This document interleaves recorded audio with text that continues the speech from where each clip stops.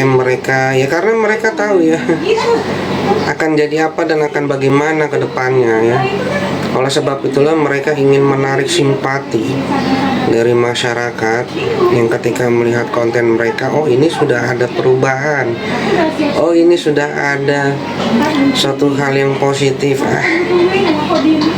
Itu semua adalah kamuflase. Kamuflase kalau saya lihat dari sisi keilmuan yang saya miliki ya. Itu adalah kamuflase, kemudian digoreng oleh pendukungnya yang mengatakan bahwa oh di sini dia sudah berubah, oh di sini dia sudah menjadi lebih baik. Bullshit guys ya, itu yang saya bilang ya, itu yang saya katakan ya. Dan saya pastikan mereka akan pakai baju orange itu. Kalau saya lihat paling lambat itu di 2026, paling cepat itu di awal-awal Desember ya, antara itu guys ya, awal-awal Desember atau nanti di awal tahun 2026. Buat kalian yang ingin buat komentar, silahkan kalian komentar. Nadifa Shop, Bang, apakah NM akan naik masa tahannya kah setelah banding? Saya melihatnya enggak ya, Nadifa Shop. Akan tetapi persidangan ini masih panjang. Kenapa? Kalaupun nanti misalkan Nikita Mirzani ini divonis bebas, ya pastinya JPU itu akan banding lagi. Makanya di awal-awal live juga saya bilang ini persidangan ini akan lama guys, sampai tingkat atas mentok. Kemudian juga saya melihat untuk PMH-nya Nikita Mirzani itu juga agak mentah ya. Ya belum waktunya untuk counter guys, belum waktunya untuk counter. Silakan yang mau berkomentar, kalian tulis saja. Nih agak jauh ini saya nih. Shopee K, RZ, PK juga nggak bang? Hah? PK? PK apaan? Peninjauan kembali? Kan belum itu. Masih berproses di banding ini Shopee K. Tapi yang seru nanti Doktif guys ya, Doktif sama SS ya. Kalau Nikita Mirzani ini kan sudah tahap-tahap akhir ya. Sebenarnya ini sudah menjelang tahap-tahap akhir. Meskipun masih panjang persidangannya, tapi sudah tahap akhir. Nah, yang baru akan berjalan itu kasus Doktif dan SS. SS dan komplotannya. Nah, ini saya lihat nih seru nanti guys. Itu akan menguak beberapa fakta baru ya, dimana beberapa hal ini akan saling berkaitan satu dengan yang lainnya. Shopee K maksudnya RZ pakai baju orange dan nanti bang. Iya, kalau saya lihat akan seperti itu Shopee K. Tapi ini dihabisi dulu ini. Duitnya dihabisi dulu di kasus ini. Saya melihat di tahun 2026 malah ya. 2026 ini prosesnya dia ya, dari laporan-laporan yang sudah masuk. Ini baru akan berjalan di 2026. Shopee K, alhamdulillah itu juga feeling saya. Ya pastinya akan naik itu statusnya. Ya, karmanya sudah mulai jatuh kok itu. Kalau saya lihat ya, bukannya saya mendoakan, tapi dari ramalan-ramalan saya yang buat kalian yang sudah ikut masuk ke dalam live saya sebelumnya, ini ramalan-ramalan saya sudah mulai masuk di RG guys. Dengan dia mengajukan niat untuk mengajukan perdata itu sudah suatu pertanda bahwa ada kerugian sangat besar di dalam bisnisnya dia, sehingga dia ingin menuntut dari case perdata itu sebesar berapa? 500 ya. 500 plus 4 miliar, tolong dikoreksi. Nah, itu dipotong dengan tuntutan kita jadi sekitar 300 miliar katanya ya guys.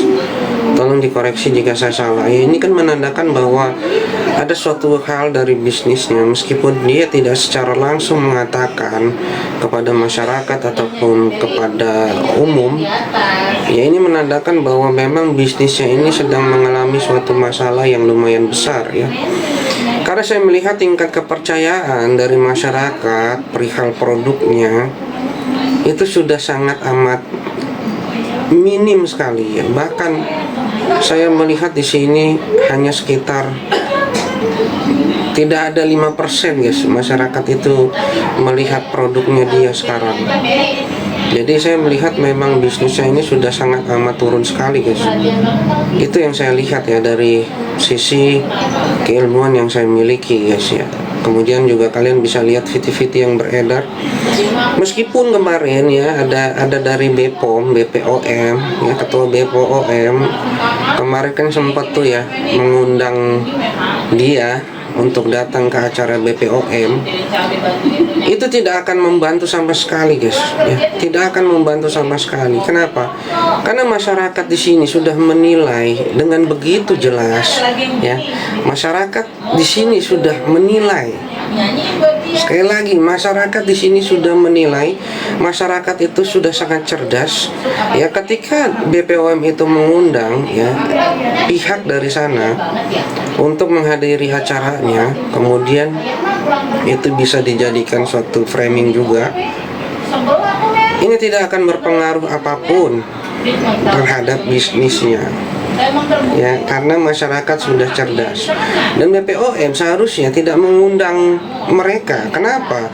Seharusnya ketika ada orang yang berpolemik di sini, BPOM harus menjadi suatu lembaga yang netral. Nah, di sini terlihat sekali BPOM tidak netral sama sekali. Ketika mereka yang sedang bersengketa di sana itu diundang, ya. Dan ini lebih mensyaratkan lagi bahwasanya BPOM itu memihak kepada siapa, ya. Yang seharusnya BPOM ini netral. Kemudian BPOM ini mengambil suatu langkah konkret untuk menjadi penengah, paling tidak menjadi saksi ketika diminta. Tapi dengan berbagai macam alasan, 1000 macam alasan, BPOM tidak mau hadir di dalam persidangan dan menjadi saksi Nikita Mirzani. Sebenarnya apabila BPOM itu bersedia untuk hadir ya, ini bisa menyelamatkan juga ya, lembaga tersebut. Akan tetapi kemudian BPOM ini tidak mau untuk hadir, lalu malah mengundang pihak yang sedang bersengketa ke dalam acaranya guys. Ini kan lebih mensyaratkan lagi bahwa BPOM ini sebenarnya berada di pihak yang mana. Berarti BPOM ini dengan kata lain ya, disclaimer, saya tidak menyuruh kalian untuk percaya dengan apa yang saya katakan. Dan disclaimer sekali lagi, saya tidak menyuruh kalian juga untuk membenci seseorang atau lembaga, karena lembaga itu tidak salah. Hanya oknumnya saja yang bermasalah, mungkin dalam tanda kutip bermasalah mungkin. Yang seharusnya dia harus bisa netral, tapi di sini kita bisa melihat bahwa kenetralan itu sudah tidak ada lagi guys di situ. Ya. Apabila orang itu tidak berduit ya, seperti kasus skincare yang ada di mana itu, Sulawesi atau mana itu ya, silakan kalian yang mau berkomentar, kalian komentar dulu, nanti akan saya bacakan komentar kalian. Yang di mana itu ya, yang dia mungkin duitnya nggak banyak gitu, itu langsung ditangkap, langsung diproses, dipenjara. Sekarang sudah dipenjara ya kalau tidak salah. Nah, sedangkan orang-orang yang berduit, orang-orang yang punya kuasa, orang-orang yang punya kekuatan ibaratnya dalam tanda kutip di sini, itu bisa dengan leluasa masih bisa bebas berjualan. Ini kan seperti kita melihatnya ini seperti ada pengecualian ya, tidak ada netralitas. Kemudian adanya ya dukungan dari satu lembaga pemerintahan yang mana sebenarnya ini harusnya diteliti lagi lebih lanjut masalah ini guys. Ini masalahnya jadi berbelit-belit guys.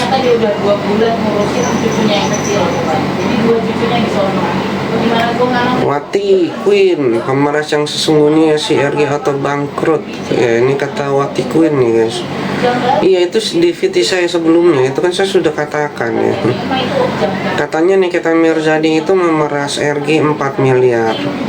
Kemudian uangnya sudah diambil ya. Lalu ada tambahan lagi ancaman hukuman apabila tidak membayar 1 miliar. Tambahannya antara Nikita Mirzani 1 miliar, Mail 1 miliar. Kalau di total 5 miliar lebih, guys. Ya, kalau di total 5 miliar lebih. Kemudian masih ditambah lagi mau jadi kasus perdata ya. Ini kan jadinya siapa sebenarnya yang diperas? Assalamualaikum Master Lorok. Waalaikumsalam Lorok. Saya lagi nyoba nih ya, tapi agak-agak kejauhan ini.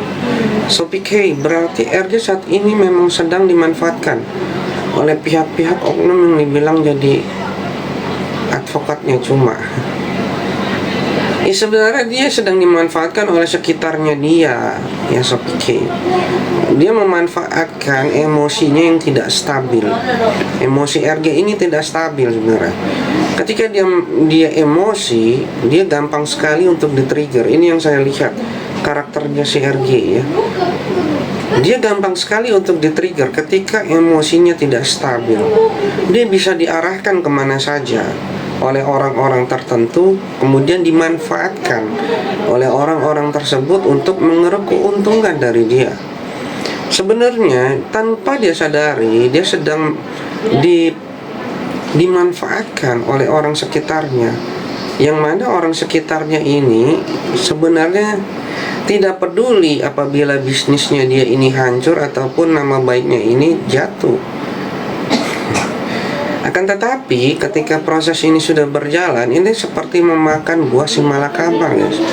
Ketika dia berhenti, dia tetap akan rusak namanya. Ketika dia lanjut, dia makin rusak namanya. Yang tertawa siapa? Yang tertawa adalah orang-orang yang di sekitarnya, yang memanfaatkan dia, yang memanfaatkan uangnya dia. Mau nggak mau dia harus mengeluarkan uang terus. Ya.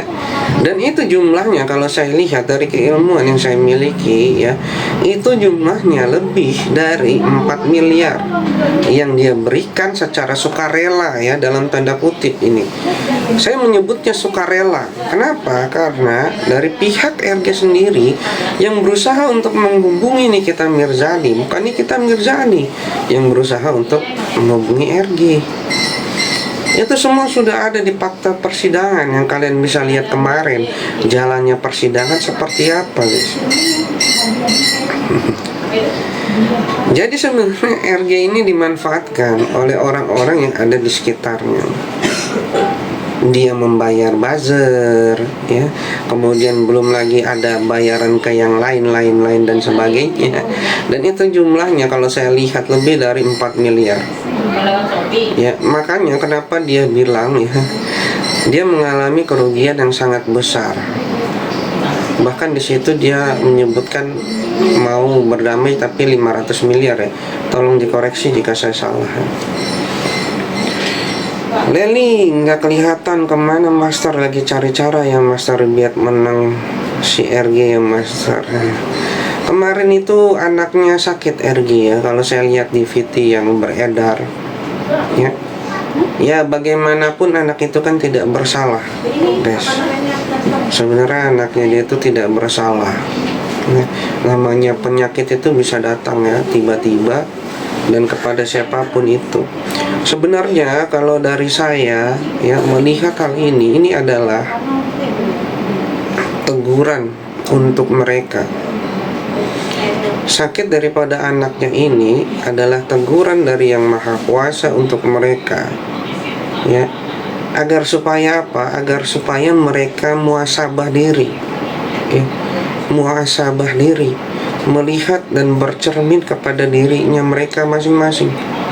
Apakah saya salah dalam hal ini? Apakah saya salah mengajukan proses dan menuntut orang? Apakah saya telah zolim kepada orang tersebut? Ini sebenarnya guys ya, adalah suatu teguran dari Yang Maha Kuasa, dari semesta untuk mereka. Melalui siapa? Melalui anaknya yang kemarin dioperasi guys. pasti akan ada hikmah di balik suatu peristiwa, ya. Ini saya mengingatkan kembali, ini sekedar saya mengingatkan kembali, ya, kepada RG agar supaya bermuhasabah diri. Kan dia selalu memakai mukena, dia selalu memakai jilbab, ya. Dia sudah tahulah apa artinya muhasabah diri itu. Muhasabah diri itu bukan hanya diucapkan di kata-kata, tapi muhasabah diri itu lebih kembali lagi kepada hatinya, kembali lagi kepada perilakunya, kembali lagi kepada apa yang mencerminkan dirinya, apakah ada zalim kepada orang lain atau tidak. Karena jika tidak dan teguran ini diabaikan begitu saja, ini saya melihatnya akan seperti meteor yang jatuh karmanya di 2026 nanti. Ya, meskipun ya apabila ada perubahan pun ini tidak akan bisa mempengaruhi banyak, akan tetapi ini bisa mengurangi karma yang akan diterima, guys. Disclaimer, saya tidak menyuruh kalian untuk percaya dengan apa yang saya ucapkan ini, dan saya juga tidak menyuruh RG dan keluarganya percaya dengan apa yang saya ucapkan ini. Saya di sini hanya sekedar mengingatkan apa yang saya lihat, ya, sesuai dengan kapasitas saya sebagai seorang paranormal di sini, guys. Terserah kalian mau percaya mau tidak, tapi ini adalah suatu teguran awal, ya. Meskipun teguran itu sebenarnya sudah berjalan di sebelum-sebelumnya, guys. Dari bisnisnya yang semakin menukik tajam turun ke bawah, tapi itu diabaikan. Kemudian ada lagi teguran kedua di sini. Ya, teguran ketiga, ding. Teguran kedua kan yang kemarin ada gosip, ya, ini gosip, ya. Entah benar entah enggak, ya. Ada sesuatu hal dari rumah tangganya. Silakan kalian berkomentar, yang berkomentar nanti saya akan bacakan, guys. Dari rumah tangganya yang ada sedikit masalah itu teguran kedua. Nah, sekarang masuk teguran ketiga, guys. Anaknya sakit kemarin. Ini sebenarnya teguran ketiga. Apabila ini diabaikan, maka ya yang saya lihat ya seperti itu. Karmanya akan seperti hujan meteor yang jatuh. Pun dengan para pendukung-pendukungnya, ya, keseluruhan pendukungnya. Ini yang saya lihat. Makanya saya katakan terima kasih Naomi Rita. Berulang kali saya katakan jangan salah kalian memilih, ya. Memilih siapa yang kalian bela. Dan saya tetap konsisten dengan apa yang saya suarakan sedari awal saya live. Ya, bukan saya adalah pendukung Nikita Mirzani garis keras, bukan, guys. Saya di sini ya memposisikan diri saya untuk menyuarakan apa yang tidak bisa disuarakan oleh para korban daripada mafia skincare. Ya, kemudian saya melihat ada Nikita Mirzani di sini yang seakan-akan dan ingin dizolimi, makanya saya masuk ke dalam sini, guys. Dan saya bahas tuh secara detail dari awal. Mungkin kalian yang sudah senantiasa ikut dari live saya, kalian tahu, ya. Dan saya nggak peduli dengan pendukung-pendukung Nikita Mirzani yang lain yang sekarang sudah berbelok arah, ya. Arah dengan masing-masing pribadi mereka. Saya nggak peduli urusan mereka, guys. Yang saya soroti tetap sedari awal itu yang saya soroti, itu yang saya suarakan, ya. Peduli iblis, ibaratnya peduli iblis para pendukung-pendukung Nikita Mirzani yang lain, ya, yang sudah saling berkonflik dengan urusan pribadi mereka. Saya tidak urus itu, ya. Kalau saya tetap dengan Nikita Mirzani dan para korban mafia skincare. Makanya saya nggak ikut-ikut koma lagi, guys, ya. Percuma juga saya ikut-ikut drama-drama seperti itu, sudah capek, guys. Ya, karma ini akan jatuh lebih banyak lagi apabila belum sadar. Shopee K, BPOM nggak masuk akal, bang. Iya, nggak masuk akal, kan. Harusnya netral tuh. Step ini memang tiada karma itu sih Bapak BPOM. Nanti bang ada ntar itu kena itu. BPOM agak lain, iya emang agak lain dia.